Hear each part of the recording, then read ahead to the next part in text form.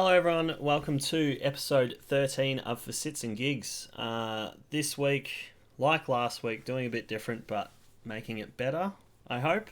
We'll see how this works out, but virtual edition. This week with me, I have Zach of Requiem and Barracouta. Hello, Zach. Hello, Kev. How are ya? I'm just dandy. How are you? Pretty good, pretty good. Another Another. beautiful afternoon. Yeah. Ballarat. You gotta love Warm Ballarat, don't as. you? Ballarat It's winter nice. is a harsh mistress. Yeah, you reckon you get used to it after a certain amount of time, but I'm not too sure. I think the key is just layers, more layers. Yeah, Is yeah. is the I mean, trick. like I've been here 30 years now, and I'm numb to it somewhat. Like, Yep. I somewhat. suppose at some stage Yeah. I'm still waiting for that, but um. that's the point of a true local. Yeah. Yeah. Exactly. Yeah. People come in. Like I work in a pub, and people come in during spring or autumn, and from out of town, they're like, "Oh, geez, it's cold." I'm like, "What are you talking about? It's 12 degrees. It's perfect. Like, what are you?" This is normal. This is a blessing. Like, so our main talking point of today is going to be Requiem. It's going to be the heavy stuff, Heavy heavies. and it is heavy. It's very heavy, and I'm not an expert on very heavy. I think the heaviest I listen to is probably I don't know, Trivium. Trivium's probably Still pretty heavy. yeah, yeah. Um, but for the people at home and who don't know who Requiem is, can you please explain who Requiem is and how the band formed? Yeah, so Requiem are I suppose extreme metal bands. I've always liked that term rather than sort of coining it into a thrash or black or death metal sort of thing because we like to sort of cover a fair range of musical ideas. So yeah, an extreme metal band. We've been going for just over 9 years, I think now. I was sitting down working out the other day and definitely doesn't feel like that, but. But 9 years is a long time. But yeah, so I think we kicked off way back when. Would have been sort of 2012, back in beautiful small little country town Ararat, which was pretty cool. There wasn't too much to do in Ararat, so we sort of decided we wanted to kind of play some riffs and get together. And naturally, being a small country town, there weren't too many people to play with. Um, so I sort of gathered the few musos I could find that wanted to do this sort of thing, and yeah, we just kind of got kicked off the ground. When we were in high school, I think I would have been year 11 or so. Um, so yeah, that's pretty much how it started off. I think uh, I started learning guitar to start Requiem, Yep. so that was fun. I was sort of keyboard player by trade, but that didn't really work into the sounds I wanted to create too well. So picked up the Yeah. guitar You and don't started see fiddling see around. much keyboard in heavy metal these days. So No, it's there, but I yeah, it wasn't the kind of thing I was really going for. I've always liked that just the versatility of the guitar and sort of the different sounds you can get out of a guitar. I suppose you can do a fair bit with keyboard, but guitar just has this sort of edge to it, hmm. and it's the backbone of rock and metal and a lot of other styles of music. So yeah, so I wanted to go down that path. So So talking about coming from small town Ararat, when I was reading the bio for the band and I noticed you guys were originally from Ararat, I went, I don't remember there being many venues in Ararat. So in nah, uh, in 2016 you moved to Ballarat.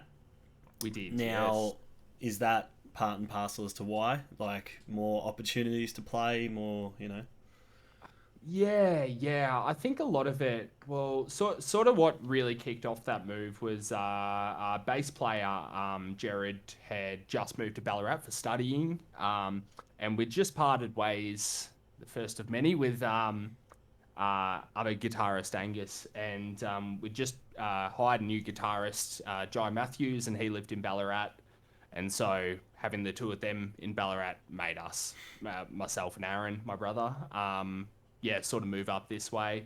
I think a lot of it had to do with just the community in Ballarat. Obviously, like you said, sort of Ararat doesn't have really too much going on in ways of, say, venues or even, a general music community. It's not really there at all. Um, but, we'd been playing outside of Ararat, sorry, since we first started playing, and, played lots in places like, Melbourne and Horsham, all over the shop. And we did touch base in Ballarat quite a few times. And the bands we played with here really just made us feel like we're at home. Mm. It was the first time we'd sort of started to feel like we were part of something bigger, I suppose, which was just awesome. It was great to have, younger sort of dudes like that were our own age, doing the same kind of thing and all working towards the same goal, and everyone would go out and support each other's shows. Whereas like in Melbourne, the bands we were playing with were all like 10 years older than us and stuff, which is still great. But like when you're sort of 20 years old, you want to be around other 20-year-olds Well, and yeah, stuff, yeah, and and making especially making them. especially playing in Melbourne, because Melbourne's a scary thought. When you're Yeah, starting out in music too, it's like for it's the sure. big city. So It is. Yeah, it's um, incredibly diverse. So yeah. But one thing I've definitely learned over the years is Ballarat has a great community, especially for metal music.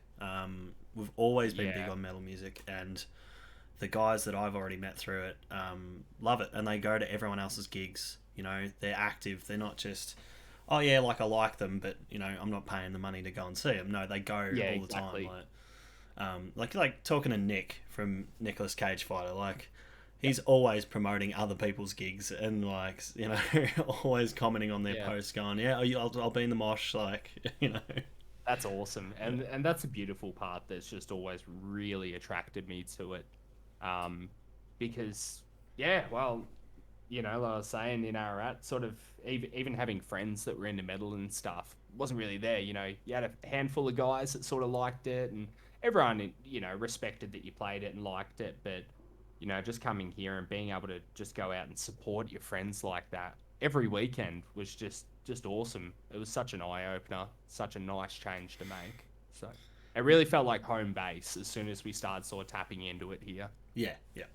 So which is yeah, in 2018, you released your first album, we did. Yep. and the Earth Grew Dark. And how was that for you? Like, how was your first initial time, sort of writing an album and recording an album? Like, Yeah, it was interesting. We put because I suppose we'd been a band for a few years at that point, and sort of I think the first objective, the first big main goal for every band is the album. yeah, It's what's the album going to be like, and we put a lot of work into it. Mostly myself and Jai did the majority of the writing for it, and I think we wrote that over the span of 2 years. We put a lot of work into it, into the story. It's a sort of concepty album, so we tried to really flesh it out and make that really big, which was great. But yeah, it was pretty taxing mentally. But and then I suppose recording it, we went and recorded it with a bloke named Chris the Melco from Monolith Studios in Melbourne. And he'd done a lot of Melbourne-based bands and Australian bands that we really sort of looked up to, and really respected and loved their production and their sound. So going to him was a big step for us because that was our first time sort of working with someone that was very professional, mm, known on international level kind of thing. Um, and it was great, honestly. We recorded all of the drums up in Christmas Hills. There's a studio there called Echidna Studios, and it's just in the mountains north of Melbourne, and it's just the most beautiful place. It's like this huge log cabin sort of thing, with this incredible drum room and massive sort of Neve console and all that sort of stuff. And that being our first sort of experience going in and doing what felt like big time recording rather than just recording at home or at someone's house. Um, it was really exciting for us. So that was super cool. I think as far as the release goes, we kind of botched that a little bit to a degree. I suppose being young and naive, we decided, all right, well, let's self-release this one. We'll do it on our own, so that way we can do it on our own terms and everything. And I think what we didn't realize at that point is there's only so much you can do by yourself. There's a Yeah. reason all these, like labels and PR and all that sort of people exist, because that's what they're good at, and that's their thing that they do. So we put it out, and we had been like sort of touring around quite a bit at that stage. We'd been all around Australia a couple of times, and like that was awesome. So I suppose it had a little bit of an underground kind of following, and like it did all right, but probably not as well as we wanted it to do for sort of the effort we'd put into it and the time and the money. Yeah. The But money's it's the all big learning one. experience, and yeah, it was a lot of money, a lot of money. But I tried to think about that. Yeah, no, it's something I sort of learnt the background processes of when I studied music business, Mm, mm. and there's so much that goes on behind the scenes that you just would not have any clue of just as a musician starting out. Like, um, just a, like I saw how a distributor works, like distribution company, no label behind it, no nothing. Um, there's a hell of a lot of work that goes into that. So Oh, it's insane. picturing Yeah. musos trying to do it themselves, like I can understand. Yeah, yeah, it can be pretty difficult. I suppose we were like pretty bullheaded at that point in time. We were very like, nah, we just want to do it our way, that sort of thing. But yeah, it didn't work out so well. But that's it. Like you've got to do these things to learn. Because I suppose like when you've been playing with a couple of bands and stuff that have been around for a while, and they give you a lot of pointers and a lot of help, and that's something we've found very much so in the metal scene is all the bands are so willing to help each other and just so happy to raise each other up and just give pointers, that sort of stuff. Um, Yeah, there's a right, big sort of like almost like a big brother like mentorship thing going where for um, sure, for people are always sure. just willing to throw hands out and go, well, yeah, we went through this. Here's what you should do, or here's what you don't do. Yeah, yeah. And I suppose if you don't really get that, it really just comes down trial and error, which can be pretty taxing and it can cost you a lot of time and money and frustration with that sort of it, thing. it can kill Um, bands. I've seen it yeah, happen. yeah, I've yeah, for sure. 100% seen it happen where you put all this time and effort in a recording and then never end up releasing it or just giving up. And it's sad, but it happens. It's a fact of life. Like if you're not prepared or you're not willing to take a helping hand, Mm, it's mm. gonna happen. So, um, Yeah. moving up from that, I should say. To an end of 2019, there's a new band lineup, Yeah, yeah. which, as you said, like has happened a few times. It certainly has. But with the new band, you released the new single, Yep. "Reapers We Have Sown," which I listened to today, which I actually really enjoyed. Well done. Glad you enjoyed that one. That was good. It was good. Yeah, it was a funny sort of process with that. Uh, that's got a funny story behind it. So I think at that point in time, Jai had just left the band maybe a month prior, 2 months prior. We had a bassist Rick at the time, and it was pretty much myself and Aaron just doing everything. And which was interesting because Aaron's always like we're brothers and we might as well be identical twins. We're so close. But that was his first time sort of stepping up and having a bit more of an active role in the band rather than just kind of playing drums. Yep. Which was cool, but we're on our way to Adelaide to go and record that single, and the car broke down just outside of Bordertown, which was Oh really yeah, yeah. fun. So that was Rick's car, and the guy we were recording with offered to come pick us up, and so that was about halfway to Adelaide, and so he drove and came and pick us up, and Rick went home. Unfortunately, I think he had a few things to sort of deal with, but me and Aaron. Um, we've got a lot of perseverance and we decide, oh, well, we're halfway here. Let's just keep going. We'll sort out flights home. We'll just work it out. Um, so, yeah, it ended up just being the two of us going in and tracking that over a couple of days. And I think Aaron played bass on it, which was good fun. But yeah, that was interesting. And again, that sort of followed with another sort of self-released kind of launch that sort of I suppose to what we thought, fell flat a little bit in terms of reach, that kind of stuff. It didn't really. Yeah, we kind of buggered a few things up with that, like not doing a video for a single, that sort of stuff. But again, we learned from it, Yeah. and it was pretty interesting. And hey, a tough time for a release too. Mm, You mm. like some people did it really well. Others, there was no doing it. Like it just you either went one way or the other with it because of was your crowd happily sitting at home, or were they trying to get out? Were they trying to do something when they couldn't? Like Yeah, for sure. So I think, yeah, maybe a month after that, or just a couple of weeks even, we met up with Aiden, who had auditioned to play lead guitar for us and fill in that slot. Um, and we met up with him, and everything sort of went pretty cool. And so I invited him. He lived in Melbourne.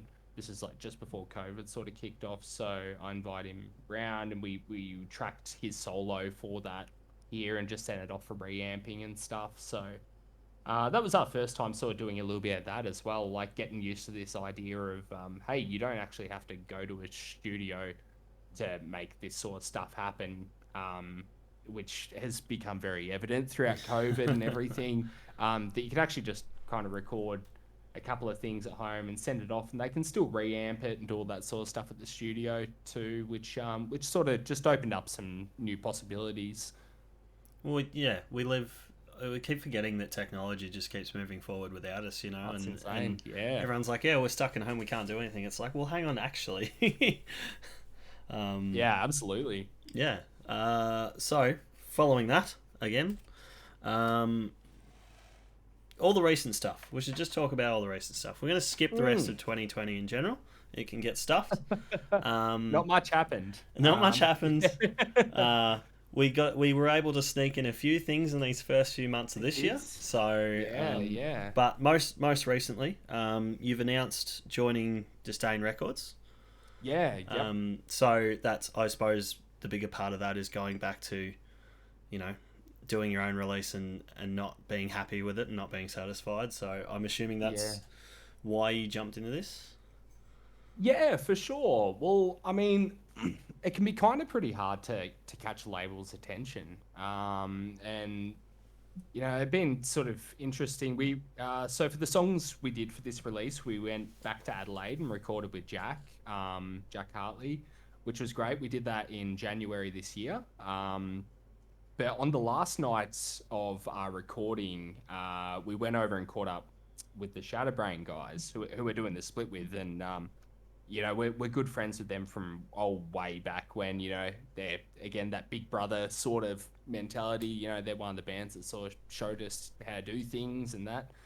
So we caught up with them for a few beers and stuff, and we were originally gonna do it as a split with a band from Queensland.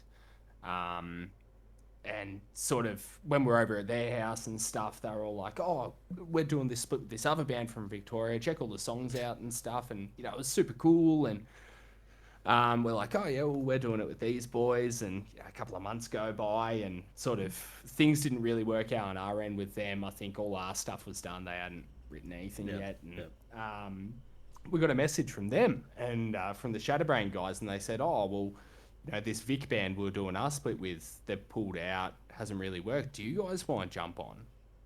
And we're like, "Oh, really? Yeah, of course." Sort of thing. And I think they prefaced it with, "Oh, we're doing vinyls and, it's going through Disdain Records and stuff." And we're like, "Oh, wow, this is sick."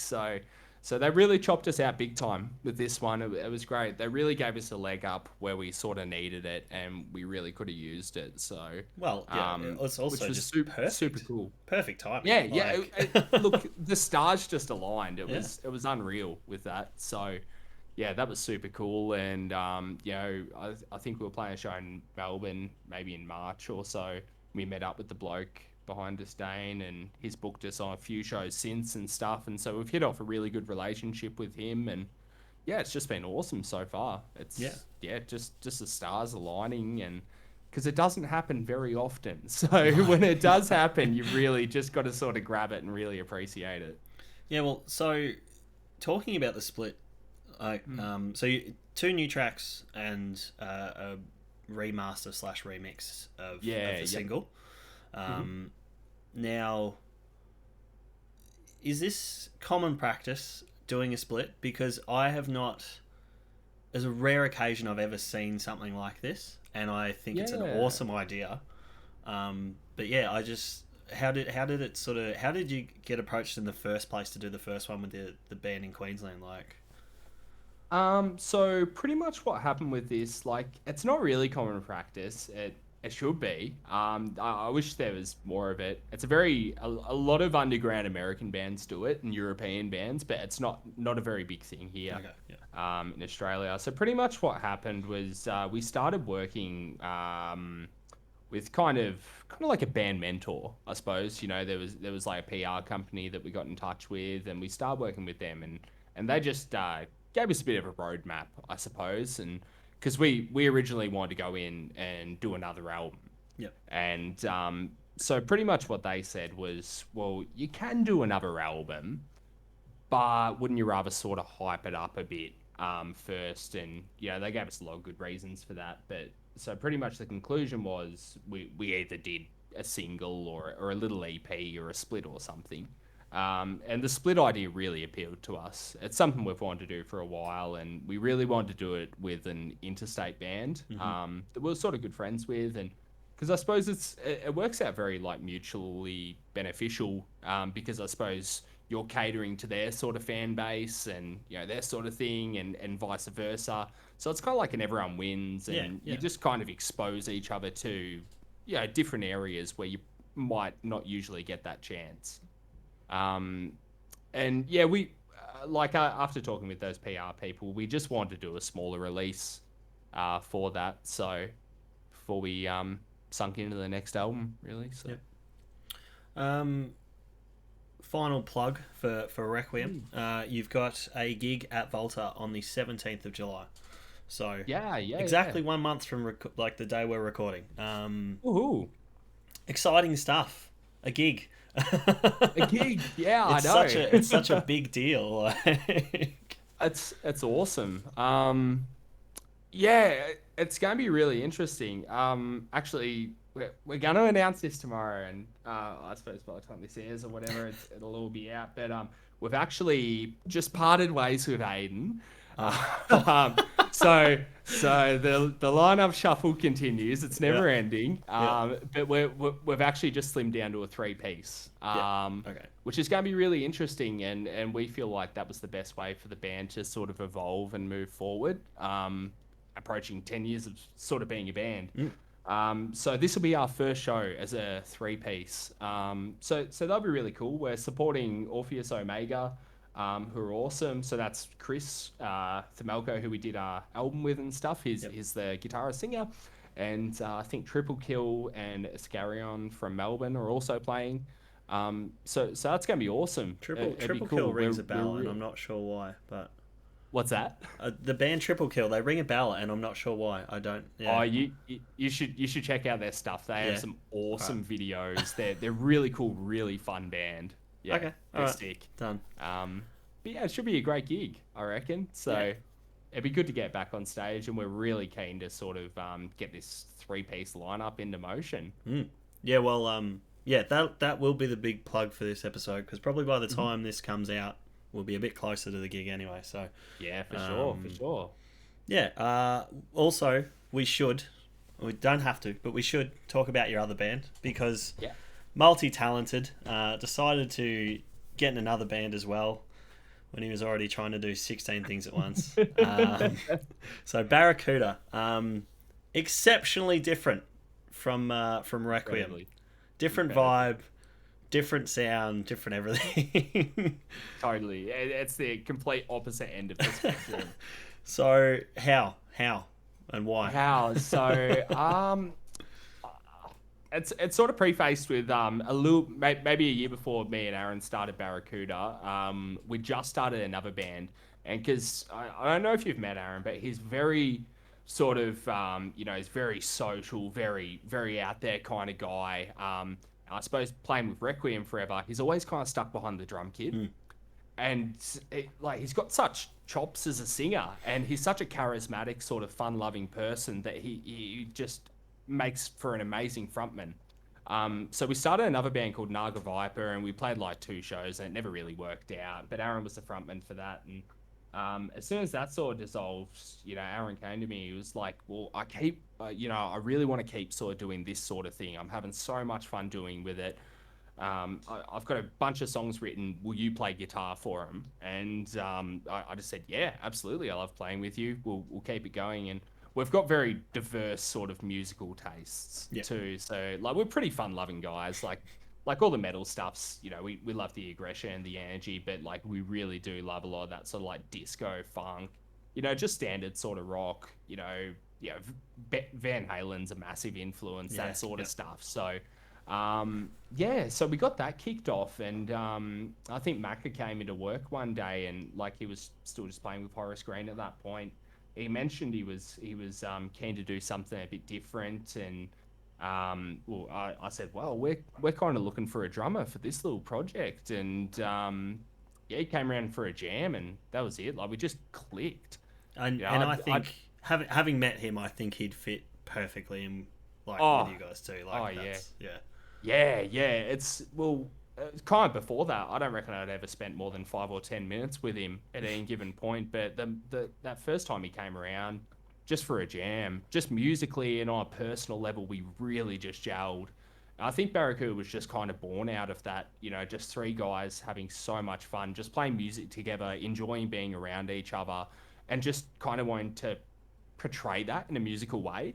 Trying to make that infectious, and we wanted to write catchy songs. We wanted to write sort of pop, a little bit more poppy kind of songs, because I don't know, playing metal, it's you always get Nana or someone, they're like, oh, I don't understand the lyrics, or it's I love to support you, but I don't dig the music. So we wanted to do something that was a little bit more accessible, I suppose. And just sort of expand our own musical adventure, really. Variety's the spice of life, and we really wanted to soup it up. So, but that's just been so much fun. Like it's never a chore. It's always just been so easy with Barracuda. And I think, like, looking sort of at the differences in both bands' histories at the moment, like, so you've released 2 EPs, which I think just, in that sort of aspect fits better. It's just like, we've got a few songs, let's belt them out, get it out there. Got another few songs, belt it out. Like, I think that's more with the fun aspect rather than taking it super seriously and going, all right, we're going to sit down and do a full album, Yeah, I definitely must admit it's not as handcrafted and so attention to detail, but it's a little bit more off the cuff. But that's what makes it fun, It's spontaneous, which is cool, and we just do whatever feels right at the time rather than more so having a grand plan. Yeah. So How was? So I should mention the with the second EP. You've got to note that it was recorded partly at the Eastern. How? So what was it? Just live tracked? Did you guys just play live and live track it, or did you actually record it in the pub? We actually recorded it at the pub. We wanted to do the live tracking thing, but we just didn't have enough sort of time to prep for it and get that really tight before we did it. So we recorded all the drums at the pub. We did all the bass at the pub. We were supposed to do guitars there, but a few sort of things happened, and we ended up having to do those elsewhere. And same with vocals and bit of keys and stuff. But it was all the drums and bass pretty much were recorded at the pub, which was great fun. They were a great fun couple of days. It's pretty much Matt just gave us the keys, and he was like, go. Matt's good people. Just for everyone, like, shout out to the Eastern. Matt is good people. best.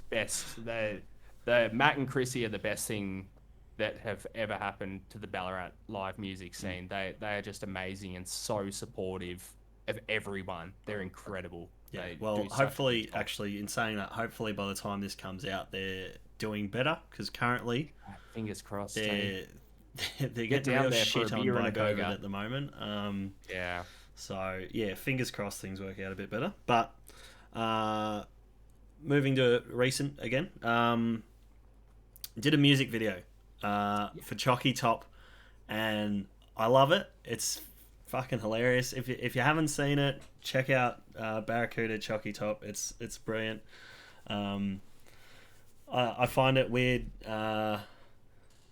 The police uniform. I don't know if it does something for me or not. It's weird. I can't picture him in it. It's just On a motorbike, without a motorbike. license, without a helmet, It across the road from a school. reminded me like if he was the cop out of like a YMCA video, you know. Yes, yeah. That may have played a part just a little bit. But obviously, so the lyrical content behind the song, I'm assuming because of the video. I can't tell if it's because of the video or you just made the song for fun. But is it a play on drugs? Is that supposed to? Yeah, sort of. Yeah, pretty much. I think because we had the song written and we didn't have lyrics for it yet, and I think we're just sitting outside together and trying to think of what we wrote this song about. And I think Macca was just like, let's write about chalky tops. Like, you go to the movies and you get a chalky top. It's like, oh, well, it's a bit hard to sort of come up with a full song about that. I think, but and then we sort of came up with those lines, just like, hey there, ice cream man, show me what you got and all that. And it just sort of evolved. And we thought, what can we make this a metaphor for? And hey, how can we give it a bit of a play on words, a bit of a double meaning? It just sort of came to that, and I think Aaron wrote all the verses and shaped that, and so it's super fun. Like it's yeah, it's yet again like I spent my afternoon doing research as I do as a good host, and champion, and going from Reapers We Have Sown to Chalky Top has been an experience. Oh yeah, for sure. You get the full spread. That's good. That's good. It is good, and you should be proud. The video came out well. Like it looks good. Even though you can tell it's your typical Aussie street setting. Like it came out well. It looks good. Yeah, would you believe that took 6 months to film? Really? I can't. 6 months to film, or 6 months including editing? No, 6 months to film and then shit. 3 days of editing. Right. Yeah, we had a few sort of script changes and all that sort of stuff. I must admit, Barracuda does suffer a little bit from too many cooks in the kitchen sometimes. Yep. And like, but we get it done. But we went through a few sort of scripts after we'd come up with the original one. I think by the end of it, like 5 months later, we just landed back at the original script, and then we just smashed it all out over a couple of days. But yeah, we had so much stuff filmed that we scrapped and then came back to and redid. And oh man, that was a nightmare. But so Travis Russell, Home Soil Media, who did the video, he's a pretty close friend of ours, and he just does a phenomenal job. He's just our guy. He'll do everything for us, and he just, he's got the gear, he's got the know-how, and he's got been really around great a while. direction. Yeah. So, yeah. It looks good. It looks really good, I reckon. Last thing, the headline Volta show, after being postponed, was it postponed? No, or you just you just snuck in right before you couldn't. Yeah. That was pretty interesting because it was sort of, the whole week leading up to the show, we were just like, can we do it? We don't know if we can do it. And, it took Volta a couple of days to sort of get back to us and stuff. So it was a bit antsy, and they finally got back to us and they're like, look, you can do it, but it's got to be 50 seated people. And that was kind of a bit of a rough blow because we'd done the strike launch in January at the Eastern, and that was insane. We sold that out and sort of had people lining up out the street trying to get in for ages. It was crazy. We couldn't believe it. So we thought, well, let's do this big one at Volta and let's pack that one out and go for that really big one. And we worked so hard on the stage production and everything, doing intros, all that sort of stuff. And just having to roll with that 50 seated thing was just really hard for us. It was really disheartening. We got through, and we still did it as best as we could. Like, for every little table, we made like a little pamphlet sort of thing. It's like, thank you so much for coming. Love Barracuda, and they had our little merch list on the back and stuff. But like, we tried to still go that little extra mile for things like that, with like balloons and all that sort of thing. But when we're really expecting a real lively audience, and because at this point, people are starting to really know the lyrics and that kind of stuff too, and the live shows are getting killer. But yeah, for what was supposed to be the biggest one yet, it was a bit of a kick in the balls. Yeah, yeah. And It was great. Like, don't get me wrong, it was awesome we could still do it, and we're really grateful of the fact. But it was just a bummer it didn't turn out the way it was supposed to, I suppose. yeah, like everyone having to adapt is the hard part. Like, obviously, Zach at Volta has done everything he can to be able to get people to play. But even like talking to him, like, you look just standing like from behind the bar and looking out into a seated place that's usually just wall to wall of people moshing and sweaty, and it's sad. It was it's, and I suppose this time, because I mean, like, when shows came back sort of October last year and stuff, and the Eastern were doing the shanty outside, that was kind of fun, because like there was this real sense of camaraderie and real sense of community there, and like it was a lot of sort of fun. It was like, oh, we've finally got shows back, and everyone was going out. It was killer. But this time sort of round, after having that tease of having normal shows back for a while, it was just kind of a bit of a bummer this time round, and I think everyone's sort of feeling it. Everyone just wants to go back to normal for good. Yeah, 100%. Like me working, the novelty's kind of lost. Me working in hospitality, like, it was a nightmare for us. And if it had, if lockdown had been extended, it would have screwed us. Like, but yeah, and no government support this time around either. So I really feel for the venues, especially. Cause, that's some serious bullshit. That's ridiculous. Yeah. Better not leave it on a sad note, I suppose. Yeah. So we'll just everyone, please go and check out Requiem and Barracuda. Requiem, very exciting things coming up soon. And obviously, so the big gig at Volta on the, 17th July. Barracuda's still going to be playing around when they can, or? So we're actually just going on a real short little break. Mm-hmm. So Macca's actually going to work up at Mount Buller for 3 months. Oh yeah. Right. Which is killer. It's something he's always wanted to do. So that's super cool. But we've got a bunch of stuff recorded, and we just went down to Lawn on the long weekend and recorded a new video. So we'll still be releasing stuff, but we won't play a show for another couple of months. But when we come back, we're going to do our best to make it massive again. Hopefully, better, venue capacities and stuff. But even if not, we'll still be out there doing our best. I think Barracuda stuff fits a warmer Ballarat setting anyway. Jumping around and smashing around on guitars. I think we're a summer band. Yeah. Whereas Requiem metal, you're gonna be hot and sweaty and shit anyway. So it's like it's better for winter. Yeah, better for winter. Yeah, we're still trying to find the balance, but I think me and Aaron have been talking. It's Barracuda have to record in winter, tour in summer, and vice versa for Wreckers. So that seems like it's going to be the best way. Anything else you'd like to add today, Zach? No, that's about it. I'm looking forward to hitting the road, sort of August, September, and for all these, we'll be doing an Australian tour for the new Requiem split. So that'll be awesome. Looking forward to doing that. We've got a few other things in the works, and thanks so much for your time. Yeah, no worries. No, thank you for coming on. You reached out to me, which is awesome. I always like it when musos do that, and although I feel like I'm going to have to do a bit of chasing soon, but I think after I've recorded this one, I think next is the boys from Apex Bloom. Oh, sick. Yeah, awesome. Yeah, so awesome.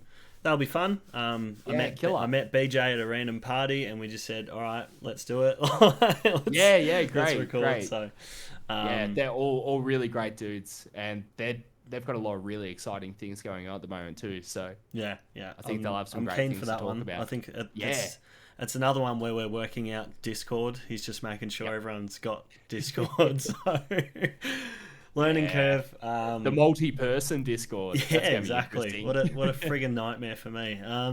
No, that's all good fun. No, it everything sort of does its own thing now. I shouldn't have to. I should just hit a button and then that's it. After this one.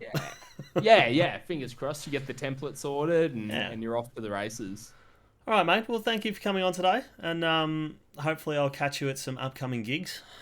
Looking forward to it. Thanks so much for having me on and taking the time to talk. No worries. Anytime. Take care, mate. All right. See you soon.